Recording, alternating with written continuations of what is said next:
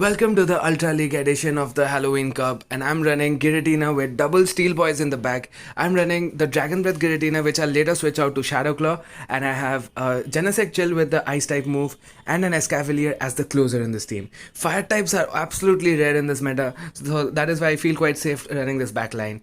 And I pick up a lead against a Dragalge, so this is pretty good because we were running Dragon Breath at this point, and the Dragalge needs 7 Dragon Tails to get to an Outrage. This is a super bulky mon, but Giratina can put in a lot of work. I'm going to call that this is not an Outrage, and it was not. He baited me. He had exactly 7 Dragon Tails, what was needed for the Outrage, but he went for the bait, and that is going to be costly. And I'm going to switch out instantly to my Genesect. As you see, he brought in the Sylveon. So if I stayed in with the Giratina, I would have just let it get farmed down, and I'm saving the Giratina just in case he has a Ghost type or a Flying type in the back, and he does. He does have the Jellicent in the back. So this is why it's very important to save the Giratina just in case it may be needed again. And this is an absolute terrible matchup, right? Jellicent destroys my backline. Jellicent with 2 shields can just rip apart my 2 mons. So it was very important that I save the Giratina. I'm going to go for a few Magnet Bombs. They don't do much because everything is resisted.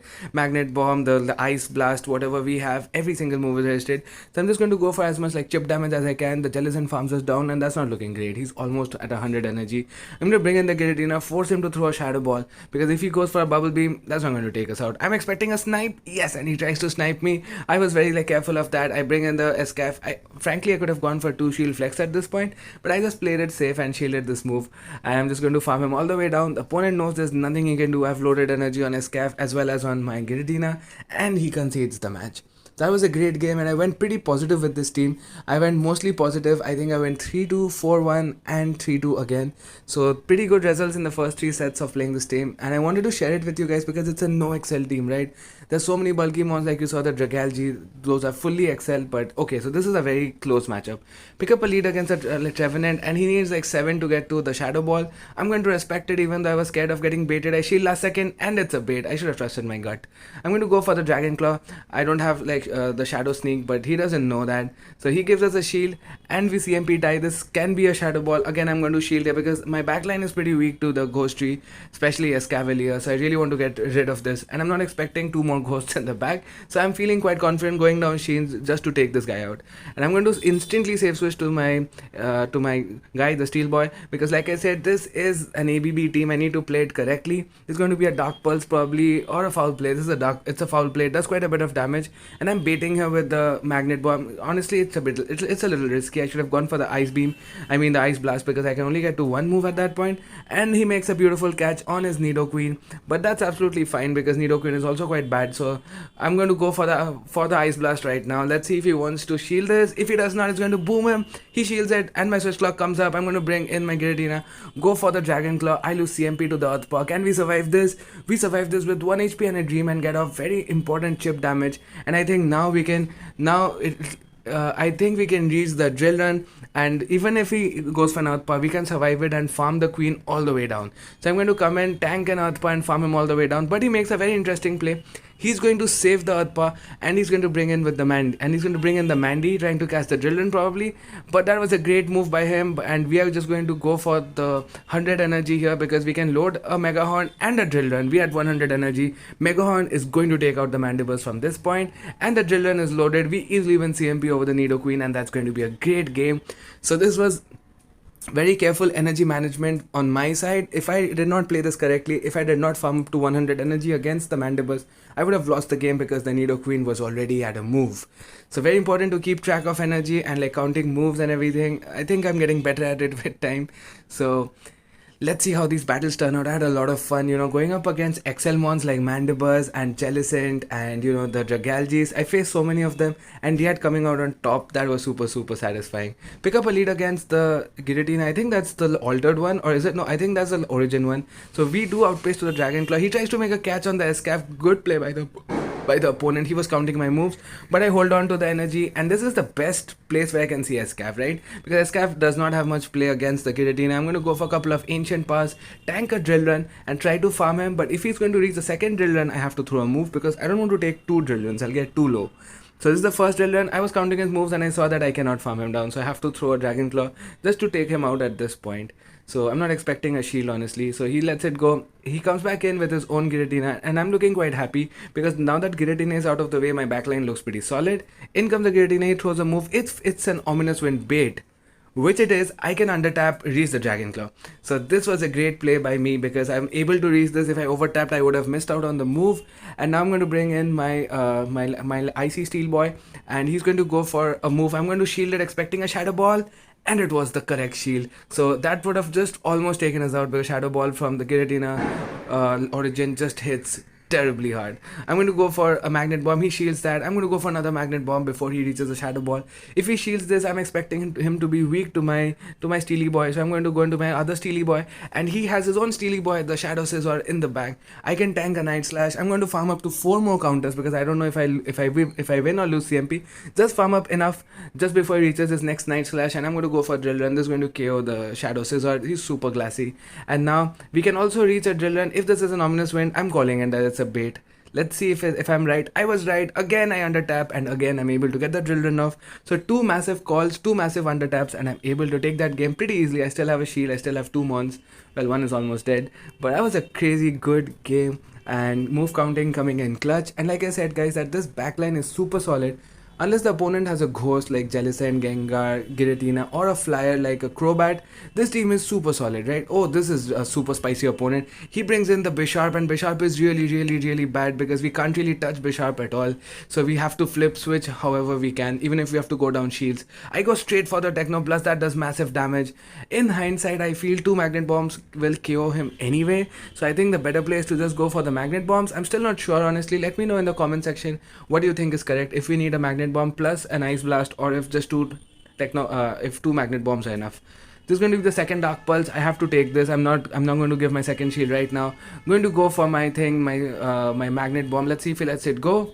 He lets it go, so we are able to flip switch, but the problem is the Bisharp is going to farm us all the way down. We don't even get the Magnet Bomb. This is looking really bad. The counters are doing double-listed damage. I'm going to shield here, expecting a Focus Blast, but he goes for the Iron Head bait. That's fine with us. In comes a Crobat, and I'm going to overfarm, okay? I'm going to load my Drill Run here. So now, if I can get the shield from Crobat, remember that I have the loaded Drill Run to take out the guy, the Bisharp. So my play here is to get 1 shield out of the way from Crobat, and if I can do that, I can win the game. So the opponent, if he's like thinking the same way that I am, he should not be shielding her, right? Because he can just go for 2 like Dark Pulses or land a Focus Blast. But the opponent makes a mistake. He shields her. He thought he would take out my Giratina, but Giratina is the goat of the Open Ultra League. Takes out the Crobat, and he knows that there's nothing he can do. He cannot really snarl me down. By the time he snarls me down, I can just switch and snipe him with the Drill Run. He knows I have the loaded Drill Run, and he concedes the game. He realized his mistake. He just shouldn't have shielded there, and he probably would have won the game.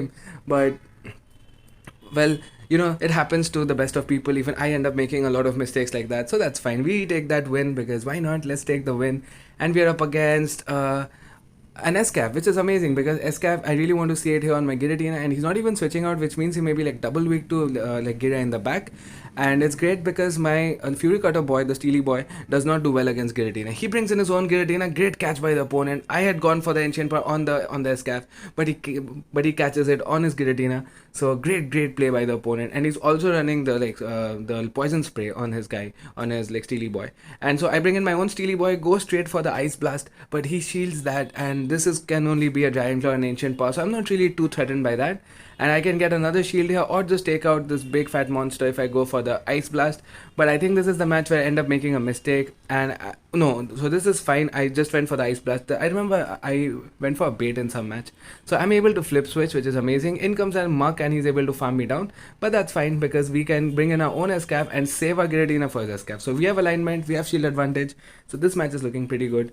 And I don't think there's much the opponent can do. He tries to snipe me with his Steely Boy, but I save my Steely Boy and bring in my Giratina, the big monster. And just I think at this point the match is over. He knows it. He's just going to play it out and try to get 1 shield from me. I was trying to go for the 2 shield flex if I remember correctly, but he's just going to force me to use a shield, and that's all. This is going to be a funny game.